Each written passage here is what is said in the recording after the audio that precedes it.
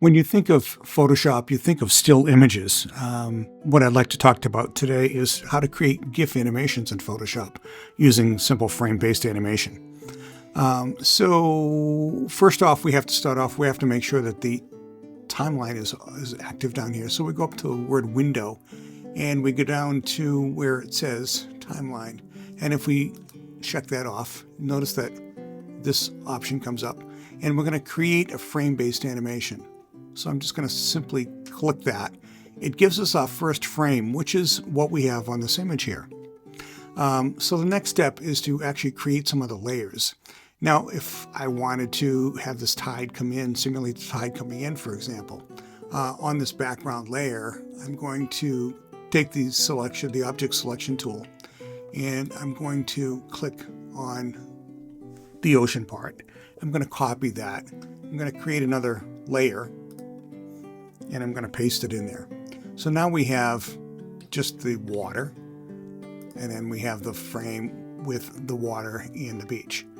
So if I take this layer, this water layer, and I take the move tool now, and I move that down just so slightly,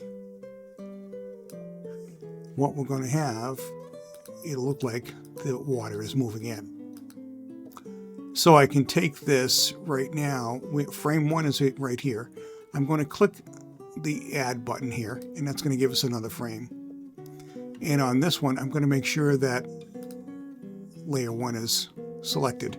So now if we select back on layer one, it's going to look like that. Layer two will look like that. Now, if I were to create the animation right now, it would be very, very fast, very choppy. What I can do is tween the information, the layers. So I'm going to keep frame two selected. I'm going to select the tween option here. Bring this window into view. And the frames to add, I'm just going to say 5 now. I just want to show you what's going to happen. Keep all these selected. Click OK. It's going to add 5 frames in between the first one and the second one. So now this becomes frame 7 and 1 remains. So if we click the play button, you can see what the animation is going to look like. Now again, that's kind of choppy. The more frames you add, the smoother it's going to look. That's just a position that we have. And you can actually click through these frames and you can see how the animation is actually progressing. So if we had the more frames, the smoother the animation is. So this is a good example of frame-based animation simulating the wave moving in.